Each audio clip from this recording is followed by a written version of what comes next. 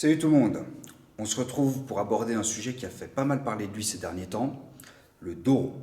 Alors, est-ce que c'est une bonne chose, une mauvaise chose? Est-ce qu'on va choper un cancer du dos en phase terminale au bout de 3 jours si on le fait? On va voir ça tout de suite.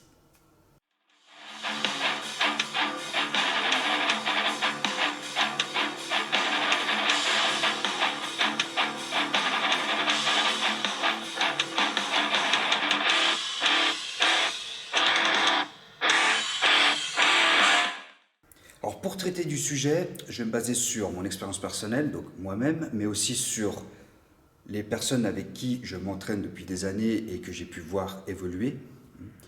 Et je vais aussi vous mettre en lien dans la description la vidéo de Squat University qui a traité du sujet. Alors, Squat University est une chaîne YouTube et Instagram qui fait pas mal de vidéos de très bonne qualité sur le sport en général et du coup je vous conseille d'aller les voir après cette vidéo. Donc, pour parler de l'expérience personnelle, donc j'ai commencé le soulevé de terre. Alors oui, je vais parler du soulevé de terre principalement parce que bon, c'est un peu le mouvement cliché du dos rond. Hein. Quand on pense dos rond, on pense soulevé de terre. Mais il faut savoir que ce n'est pas le seul exercice. Hein. Ça peut arriver sur le squat, ça peut arriver sur certains rowing. Mais par facilité, je vais me concentrer sur le soulevé de terre. Le dos rond s'applique à d'autres exercices, comme j'ai dit, et voilà, les problèmes et solutions à apporter à ça seront les mêmes, que ce soit pour voilà, du rowing ou du soulevé de terre.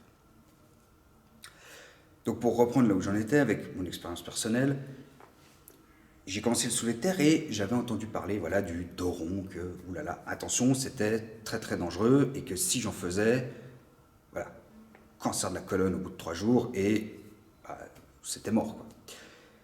Donc avec ça en tête, je me suis dit qu'il valait mieux pas finir avec le dos rond, et donc j'ai fait exactement l'inverse, c'est-à-dire qu'au lieu de me mettre dos rond ou même dos neutre, j'ai commencé à cambrer le dos, hein, un peu comme ça,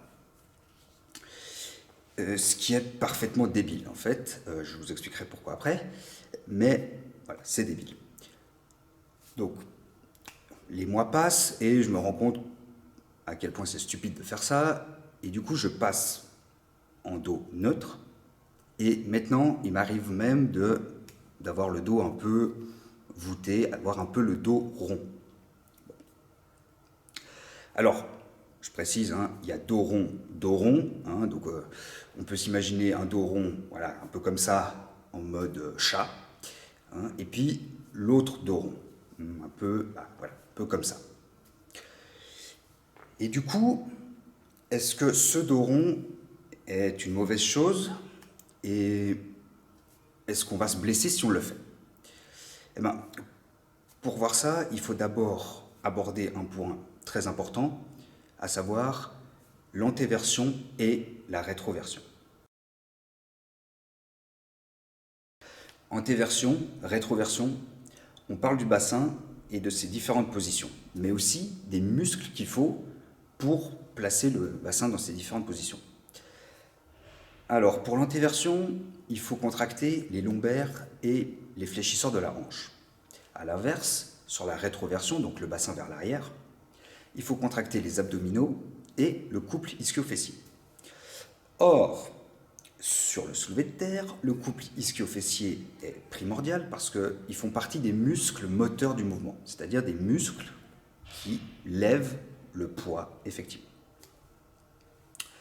Donc vous commencez à comprendre un peu pourquoi c'est débile de se mettre avec un dos cambré, parce que quand vous êtes avec un dos cambré, hein, donc voilà, comme je le faisais au début, vous allez mettre votre bassin en antéversion et ça va déjà contracter, comme on l'a dit, d'autres muscles, mais par effet ricochet, ça va mettre vos fessiers et vos ischios dans une position désavantageuse. Donc si vous voulez lever une barre comme ça, en voulant préserver votre dos, eh bien, en fait vous allez devoir développer de la puissance pour lever la barre effectivement, mais aussi contrer l'effet d'antéversion, hein, pour remettre le bassin en position neutre, là où c'est plus facile pour vos muscles de vos hanches de forcer. Et avec ça en tête, bah, vous comprenez pourquoi certains se mettent directement avec un bassin en rétroversion sur le soulevé de terre. Parce que, bah, contrairement à l'antéversion, en rétroversion, vous positionnez vos ischio-fessiers directement dans une position adéquate pour eux pour développer la puissance qu'il faut pour lever la barre. Okay. Mais alors, maintenant, avec ça, ok, on se met avec un dos un peu voûté, est-ce que c'est dangereux? Eh bien, pour répondre à la question, il faut comprendre la biomécanique du mouvement. Qu'est-ce que le soulevé de terre? Eh bien, le soulevé de terre est un mouvement de presse sur les jambes. Au lieu d'être couché et de pousser une plateforme, vous êtes debout et vous poussez le sol. Mais alors du coup, le dos là-dedans, quel est le rôle du dos? Et quand je parle du dos, je parle voilà, des érecteurs du rachis. Eh bien, le dos va servir de support pour l'ensemble de votre corps. C'est-à-dire que vos jambes vont être les muscles qui vont effectivement pousser, qui vont effectivement lever la barre. Mais le dos va servir à ce que vous ne vous écrouliez pas sous le poids, en fait. Donc, autrement dit, votre dos travaille de manière isométrique, contrairement aux jambes qui travaillent de manière concentrique. Alors, rapidement, la tension isométrique est une contraction qui fait qu'un muscle se contracte, mais seulement sous un angle. Si je prends voilà, je sais pas, le biceps, pour donner un exemple, voilà, donc là, je reste avec cet angle, je suis en isométrie, contrairement à là où je passe en concentrique. Donc, vos érecteurs du rachis doivent rester avec un même angle durant tout le mouvement, là où ben voilà, vos jambes vont devoir se contracter pour lever le poids. Et avec ça en tête, eh bien, on comprend en fait pourquoi ça peut être dangereux ou pas. Tant que votre dos reste avec le même angle tout au long du mouvement,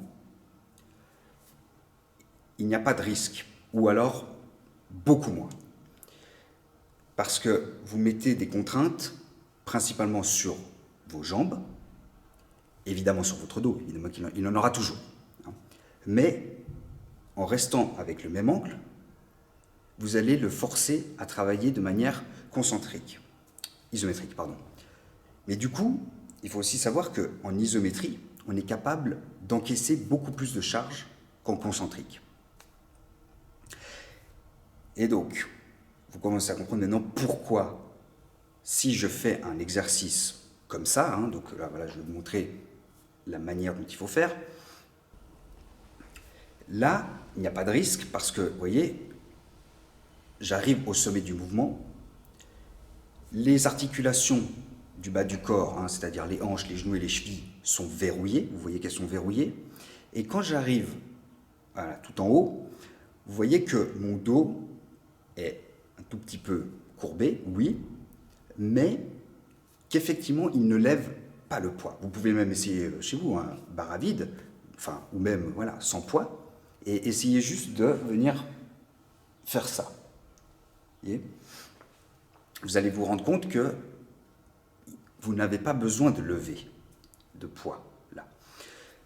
Maintenant, si je montre la façon horrible, la façon chat, un peu comme ça, eh ben, vous allez vous rendre compte que même si, ok, je verrouille les articulations du bas du corps, ben, vous voyez que mon dos a encore des choses à faire pour que je sois complètement droit. Et là aussi, vous pouvez essayer chez vous, donc, sans poids, bon, là, pour le coup, il n'y a pas de risque, mais faites-le sans poids et vous allez vous rendre compte que, effectivement, les érecteurs du rachis vont devoir se contracter pour finir le mouvement. Sauf que là, voilà, il n'y a pas de poids, c'est facile. Imaginez là avec 200, 250 kg. Voilà. Là, c'est dangereux parce que là, vous mettez vos érecteurs du rachis dans une position qu'ils ne sont pas capables d'encaisser. Et à partir de là, vous prenez des risques et vous mettez votre dos en danger. Voilà. Donc, au final, Le dos rond, eh bien, le dos rond n'est pas un problème tant que vous réussissez à maintenir un angle stable durant tout votre mouvement. À partir du moment où vous commencez à faire vraiment des flexions-extensions avec un poids conséquent dessus, là, vous allez commencer à vous flinguer le dos.